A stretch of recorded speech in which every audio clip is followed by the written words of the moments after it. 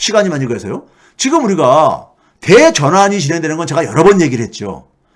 경제라든가 사람이 살아가는 것은 생태계의 개념으로 이해하는 게 가장 도움이 됩니다. 이해하는데. 생태계라는 것은 뭡니까, 우리가요? 아주 극단적으로 우리가 비유를 해서 사막 생태계하고 강 생태계를 한번 우리가 연상을 해보세요. 사막하고 강하고 보게 되면 살아가는 생물체들이 다 다르죠. 왜 달라야 됩니까요? 생존, 자기를 둘러싼 그러니까 자연 환경이 다 다르잖아요. 사막은 건조하고 기온 변화도 굉장히 클 수도 있고 물도 별로 없고 이런 데서 살아가는 생물체하고 강이라는 곳에서 물이 흐르고 이런 데서 살아가는 생물체가 다를 수밖에 없잖아요. 그렇죠? 그럼 지금 우리가 산업사회에서 우리가 살던 생태계라는 것을 쉽게 얘기하면은 산업사회가 도래하기 전에 우리가 어떤 사회였었습니까? 농업사회였었잖아요. 농업사회 생태계하고 산업사회 생태계는 전혀 다른 생태계잖아요. 그건 쉽게 이해되시죠? 뭐가 다릅니까? 농업사회에서 그러니까 필요로 하는 사람, 농업사회에 필요로 하는 사람을 만들기 위한 교육하고 산업사회에 필요한 사람을 만드는 교육이 같을 수가 있습니까? 같을 수 없죠. 그리고 농업사회에 필요로 하는 제도, 정치 질서라든가 경제 질서라든가 금융 시스템이라든가 이런 것들이 같을 수가 있나요? 다 다르잖아요. 지금 그러니까 우리가 IT 혁명, 인터넷 혁명 이후에 디지털이라는 생태계가 쭉 진화해 왔다 그랬잖아요. 소위 말해서 경제가 디지털화됐다가 그 다음에 경제가 플랫폼화까지 지금 하면서 디지털 생태계로의 진화가 계속 진행되고 있다고 제가 얘기를 했잖아요. 그렇죠? 그럼 이렇게 변화하는 상황 속에서 우리는 여전히 뭐냐면은 산업사회에 그러니까는 교육을 아이들한테 계속해서 시키고 앉아있는 거예요. 지금 제조업의 종사자는요, 미국 같은 경우는 이미 오래전에 8%까지 떨어졌습니다. 전체 취업자 중에서 8% 정도예요. 농업에 종사하는 사람이 한 2%도 안 되고요. 나머지를 다 뭉뚱그려서 그냥 3차 산업 이렇게 서비스라고 얘기하는데 아닙니다. 굉장히 다양한 그러니까 산업이 만들어지고 있는 거예요. 그런데 우리가 아이들을 그러니까 여전히 뭐냐면 제조업 시대 때 필요로 하는 사람을 만드는 그런 교육을 하고 있다 이거예요. 지금 제가 뭐라 했었죠? 우리가 지금 생태계의 변화를 몇 가지 예를 들게요. 우리가 90년대 중후반을 거쳤으면서 IT 혁명, 인터넷 혁명이 일어나면서 그때 진행된 게 경제의 디지털화입니다. 소위 제가 닷컴 기업들, 야후 같은 닷컴 기업들이 등장했더랬죠. 근데 이거는 그냥 오프라인에서 하던 것을 그냥 온라인으로 옮겨놓은 것 뿐이에요. 그 당시만 해도 플랫폼이라는 개념을 잘 모르고 있었던 거야. 근데 플랫폼이라는 개념을 생각했던 사람들은 뭐냐면, 디지털 상에다가, 온라인 상에다가 하나의 생태계를 만들어야 되겠구나. 그래야지만 돈벌이를 할 수 있겠구나. 이걸 생각한 사람들인 거예요. 그게 이제 구글이나 21세기에는 애플이나 이런 기업들이 바로 이 경제의 플랫폼화를 그러니까는 주도한 기업들이죠. 그러면서 뭐가 등장했냐면요. 과거에는 우리가 한번 생각해 보세요. 20년 전하고 지금하고 한번 생각을 해 보세요.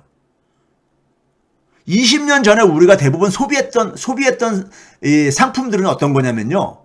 국내에서 생산된 대개 형태가 있고 눈으로 보고 만질 수 있는 그런 유형지였었습니다. 그렇잖아요. 예? 그런데 옷이라든가 뭐 자동차라든가 뭐 이런 것들이었단 말이에요. 근데 지금은 우리가 소비하는 거 한번 봐보세요. 넷플릭스를 우리가 소비를 하고 있고, 예? 그 다음에 우리가 음원을 소비를 하고 있고 그러잖아요. 이런 게 뭡니까요? 이거 디지털 재화들이죠. 무형재지요. 형태가 없는. 예? 왜? 디지털이라는 생태계가 바로 과거의 상품하고는 전혀 다른 상품이 나오는 공간이잖아요. 이 변화를 상징적으로 보여주는 게요. 제가 여러 번 소개해드렸죠. 기업 가치 평가 기준에 변화가 생깁니다. 그래서 우리가 워렌 버핏의 이름을 따서 버핏 지수라고도 얘기를 하는데 이건 그냥 버핏이 만들어낸 것보다도 버핏이 그러니까는 그 실질 가치, 이 실질 가치를 중심으로 보는 사람이다 보니까는 한 나라의 GDP는 산업사회 속에서는요, 그 기업과 그 나라에서 활동하는 기업의 가치하고 일정한 관계를 맺을 수밖에 없습니다. 산업사회의 주역은 기업이기 때문에요. 그래서 GDP분의 기업의 가치가 차지하는 비중이 되게 일정했었어요. 2차 세계대전 이후부터 해가지고 한 50년간은요. 그런데 90년대 후반부터 갑자기 쭉 점프를 해버립니다.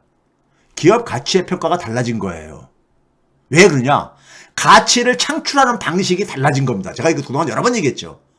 가치를 창출하는 방식에 혁명적인 변화가 생긴 거예요. 그래서 오늘날 기업들은 보게 되면 여러분들, 우리가 요즘 미국의 월가가 굉장히 지금 이 주가가 지금 여러 가지 지금 이렇게 그 폭락을 맞이하고 있잖아요.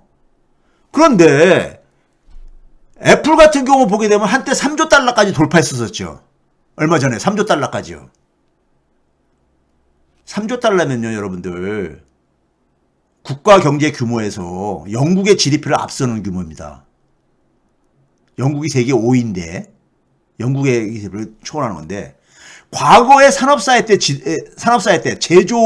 제조업체들은요, 한 4천억 달러 넘는 기업이 없었어요. 근데 뭐 1조 달러 넘고 2조 달러 넘고 3조 달러가 넘는 이런 게 나올 수 있는 게 왜 그러냐? 여러분 한번 생각해 보세요. 경제는 여러분들 있잖아요. 경제학 책에 있는 경제는 국민경제라는 개념을 씁니다. 용어를 씁니다. 즉 국민경제라는 건 뭐냐면은 한 나라, 그러니까 주권국가, 국민국가라고 얘기를 하죠. 국민국가, 한국, 미국, 중국, 자기들의 그러니까 주권이 미치는, 그러니까 영토가 있고 주권이 미치는 그 일정한 공간 내에서 이루어지는 경제를 국민경제라고 얘기를 하죠. 한국 경제는 한국 영토 안에서 이루어지는. 그런데 플랫폼 기업들은 영토의 물리적인 그러니까는 이 공간 제약이 없잖아요. 전 세계를 대상으로 하잖아요. 전 세계를 대상으로 공급하고 소비하고 그러잖아요. 그렇죠? 그러다 보니까 자연히 뭐냐면은 기업의 가치가 웬만한 나라 경제 규모를 넘어설 수가 있는 거예요. 한 나라의 GDP는 그 나라 이 물리적인 영토 안에서 그러니까 이게 제한되는데, 플랫폼 기업들은 전 세계를 그러니까 대상으로 경제 활동을 하니까 자연히 넘어서 가치가 더 클 수밖에 없죠. 기업 가치가요. 그런 기업들은요. 그렇죠? 자, 거기다가 또 한 가지는 뭐냐면은, 산업사회하고 크게 달라진 게 뭐냐면은, 애플이 그러니까는 직원 숫자가 한 15만 명 안팎, 구글이라든가 이런 기업들이 그 정도밖에 안 되는데, 그런데 과거에는요, 기업의 가치가 클수록 고용 규모도 컸었어요. 과거의 제조업 기업들은 한 3천억 달러, 4천억 달러만 넘어도 직원 수가 50만 명, 70만 명 이렇게 됐었습니다. 근데 요즘은 2조 달러, 3조 달러 되더라도 한 15만 명 안팎뿐이 안 돼요. 예? 그러니까 기업 가치하고, 과거에는 기업 가치는 주주 가치잖아요. 예? 기업의 가치는 주식으로 우리가 환산할 수 있으니까요. 기업 가치하고 고용 규모하고 상관성이 깨져버렸어요. 이게 뭘 의미하는 거냐면요, 우리가 기업에 대해서 많은 나라들이 기업인들을 그러니까 우리가 존중해주고 기업에 대해서 많은 지원을 해주고 그러잖아요. 근데 기업은 영리 조직이란 말이에요. 기업이 돈을 벌게 되면은 이익을 내면 그게 그러니까 주주들이 갖는 거지, 기업 바깥에 있는 일반 국민들한테는 나눠주지 않잖아요. 근데 그런 기업한테 왜 그러니까는 우리가 국민이 낸 세금을 가지고 지원을 해줘야 되느냐? 그 이유가, 암묵적인 이유가 뭐냐면요, 기업이 돈 버는 과정에서 사회적인 기여를 한다고 보는 거예요. 그게 바로 뭐냐면 일자리 창출입니다. 일자리 창출이요. 근데 이 기업의 가치가 커진다고 해가지고 고용 규모가 비례해서 증가하지 않더라 이거예요. 그렇다면 우리가 기업에 대해서 왜 우리가 지원을 해줘야 되는 거죠? 이런 문제가 그런 겁니다. 그동안 경제학, 경영학, 교과서에 있는 얘기들이 맞지 않는 것들이 막 생기는 거예요.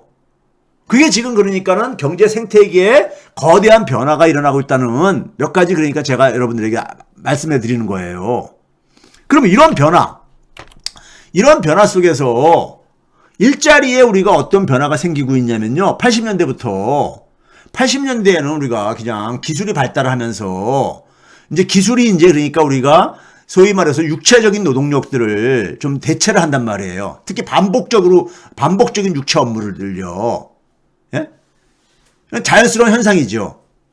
우리가 농업사에서도 우리가 그러니까는 기계라든가 이런 걸 쓰면서 그러니까는 사람들의 노동력이 많이 절약이 됐듯이요. 그러다가 90년대 중반 이후에 IT 혁명이, 인터넷 혁명이 일어나면서 소위 말해서 화이트 칼라 업무들 중에서 사무직 중에서도 그러니까는 반복적인 일을 하는 사람들의 노동력이 이제 줄어들기 시작해요.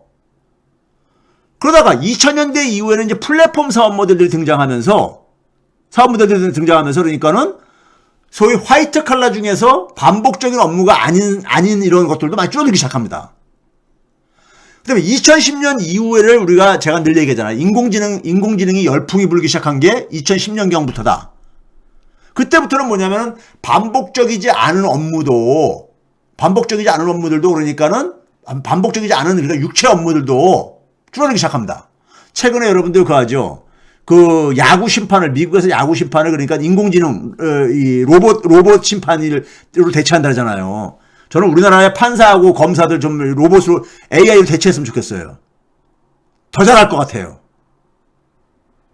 예? 그들은 그러니까는 야로는 안 부리잖아요. 제가 뭐 야로라는 표현을 써서 죄송합니다. 근데 그런 짓은 안 하잖아요. AI는요. 예? AI가 판례 다 해가지고 그거 가지고 판결 더 정확하게 할 수 있어요. 제가 볼 때는요. 예? 그렇죠?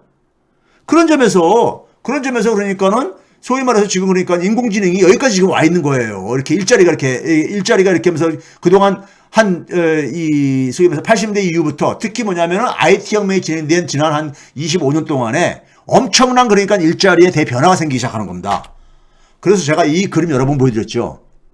우리가 대학을 다니는 이유는 대학을 졸업하고 난 다음에 대학에서 습득한 지식을 가지고 대학 졸업자한테 요구하는 직무, 업무가 다르잖아요.